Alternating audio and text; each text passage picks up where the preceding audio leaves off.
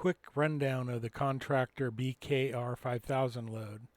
Radio name, I put the contractor's name in there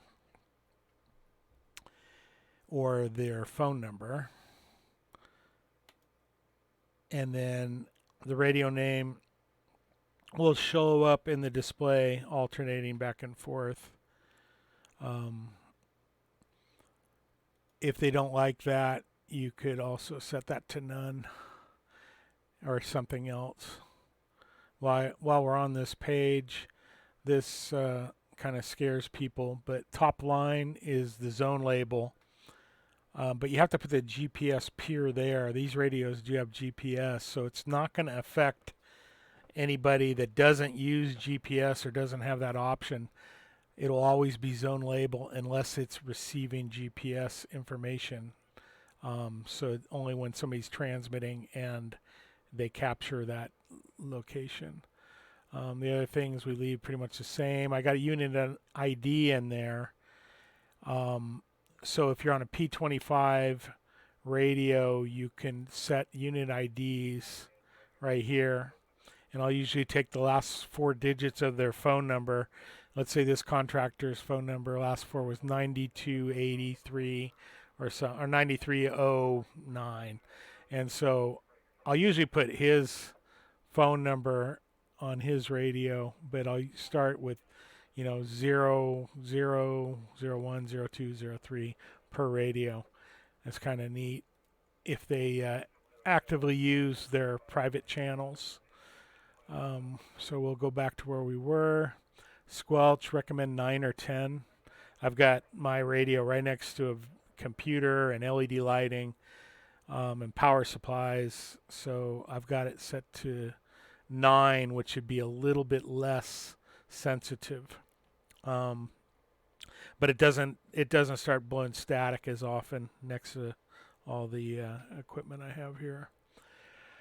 Priority scan. This radio does have priority scan active, which is something that they should have always done. In fact, back in the old Commander days, we had priority scan, at least in my unit, all the time.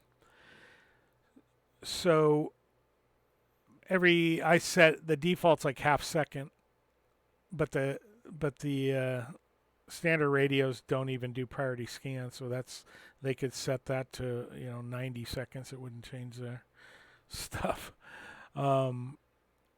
Real quick, low power. If the battery goes low, it'll drop down to low power. Give you another maybe 10, 20 minutes, 30 minutes of radio. Okay, we'll go over to system. That's where we're going to put the phone number and starting with like 00 running up, and then you can continue with that. The zone. So they have a contractor zone. Actually, 2 of them. And this is in zone 1. So when they turn it on the radio, it's going to pop them in there the first time. The radio will remember where it started up the time before. So, or every time it's reprogrammed, it'll default back to this zone. So you can put their the name or their phone number there. I usually put their name here and then close it, and then I put their name there. I'll just go in front of that ranch name or the guys, whoever the business is, Acme Dozers. And then I put their cell phone number there just in case there's an honest person that finds a radio. I can tell a story about a guy leaving one sitting on the back of a truck bed, and he ended up getting it back because he had his phone number in there. So I think that's it for this. We'll do another one with more infos. Oh, the ABC. Actually, let's stop there. Or let's keep going. The ABCD switch, this is new on the BKR radio, and we've put them in new zones. So they're up above all the other zones, and they just got one dummy channel in them. However, zone D has the air guard transmit. So if they wanted to leave that or put something else as like, I want to get to a channel, boom, fast, they could put, one channel, those 4 really high priority channels in each one of those zones. Or set up scan differently how they want. With like if they're working in a command zone, this would be a, if they really want to get into it, they can really dial this in where this becomes useful.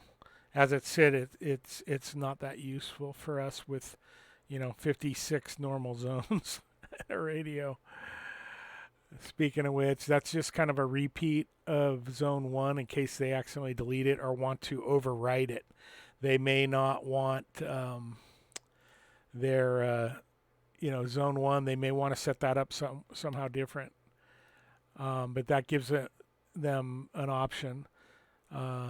Also, if they accidentally delete like a channel, sometimes you're prompted to delete. You can delete a channel. Well, you can go back and get it, or leave it, or just run from this other zone down here.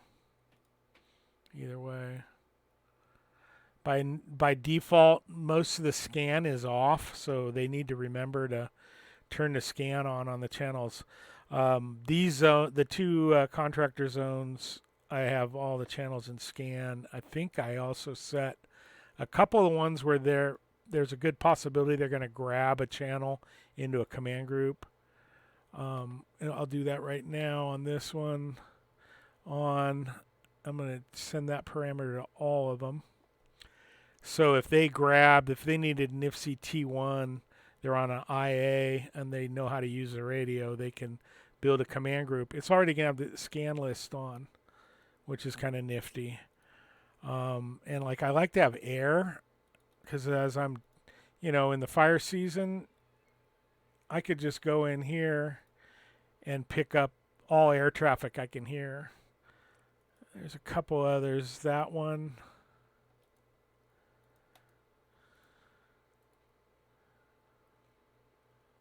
To all. And then the statewide. Your radio will probably, this one's already set like that. I have this zoomed in so you can't see much of the screen, but otherwise you wouldn't be able to see this. It's probably already pretty much blurry vision. For the new res RES 20.20, you can hide a bunch of what you don't want. Like, most people wouldn't want any of the P25 stuff. There's a lot of things that they don't need to look at, and that way, even with it zoomed in, I've got almost the whole display visible. Let me see if I can. This is such a pain in the ass. All of them are like this. So I have it zoomed in, but when I zoom it out, I can see the whole screen, which is nice. I could get rid of a couple other things, but these are settings that I want to see most of the time. Most people wouldn't need that, or that, or that, or that. You maybe even if you're checking loads, you want to check for that. Anyway, as I digress, I think that's a good initial rundown. Oh, gosh darn it, I'm still here. Menus, you get more menus with the high dollar BKR 5000. I've eliminated the priority set because all you're going to do is screw up eScan. If you get in there and change that. I give you more features than not. The radio probably has Bluetooth and GPS. It'll pair nicely with my Bose headsets. SCBA, the newer stuff that has Bluetooth, it's compatible with them. The GPS, you could turn that on and then find the digital channel. Here I am jumping around. Squirrel. Find your digital channel, which there's several of them. I have to navigate. I get this thing zoomed in so far. So go here. So these digital channels, they can play around with, like the ranch name one would be the primary. And it's secure with the key. And I keep forgetting what I was saying. Anyway, there's your keys. You'll want to change this to something else if you want. 9 digits. So like a phone number will fit right in there real easy. It's SLN is 1. I'm looking at it. I got it named. Most of the time I'll put the contractor's name in there. You know, I'll put Acme PVT, and then when they look at the display, they feel special because leave those. It'll make a neat little when they're on the excuse me, when they're secure, when they can't, but it'll go and I think that's more than enough. Take a nap.